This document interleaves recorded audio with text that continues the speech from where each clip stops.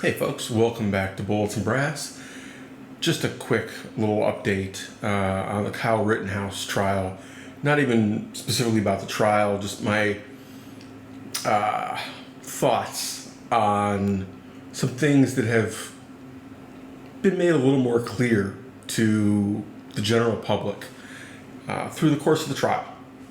I think it's particularly important as certain communities board up windows and prepare for riots and think that there's going to be massive civil unrest and looting and rioting and mayhem as a result of this trial, the verdict of this trial.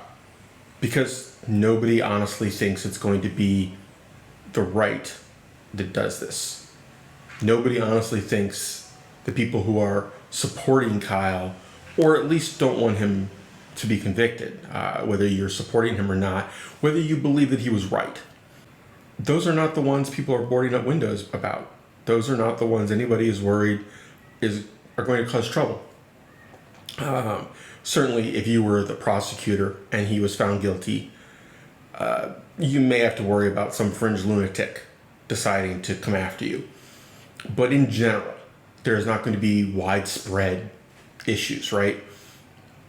Yet people are preparing. People are scared. Communities are taking serious precautions. Real money is being spent on the assumption that there will be something that happens. Who are they worried about? Oh, that's right. If you are on the left, if you have otherwise been supporting those groups, how do you reconcile the fact that the group you claim to support, the communities that they're in, are terrified, that business owners are willing to spend money they probably can't really afford to spend to shut down businesses, board things up? The National Guard is being called in to support the local police. None of this is being done because some right-wing mob is going to descend on these places. In fact, there were terrorist threats made by several people on the left that if he is not convicted, they're coming after the jurors. They're coming after the judge. There's going to be riots in the street. There's going to be mayhem. How did those people not wind up in jail for terrorist threats? You can't tell me it's not political. The definition of a terrorist versus a criminal threat is it's political. You're seeking political change or influence through your violence. And it is a credible threat. Otherwise, they wouldn't be calling in the National Guard. They would not be worried about it at all. And I'm not saying everybody who supports these causes in theory, meaning that they feel like there are injustices being done that need to be corrected or addressed at least. But the ones who are actively supporting them in physical acts that are okay with the looting and the rioting and the assaults and the murders. The ones who don't say, hey, hold on guys, this is not okay.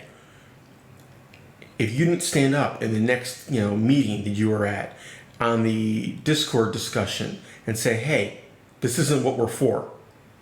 We're not about hate. We're not about violence. We're supposed to be opposing this. This is against what we stand for. If you didn't do that, you're part of the problem. Don't bother replying. I'm going to close the comments on this one. I can't stop you from hitting like or dislike. But give it some thought when you're thinking about the outcome of this trial and the attitudes being displayed on each side. And then here's a key one. Give some thought to how the media has portrayed this versus the actual trial, if you watched any of the actual trial. Because clearly the media would like there to be violence. They would like these people to carry out their threats. They're fanning the flames. It's good ratings, right? Riots are great for viewing. So what does that make the media?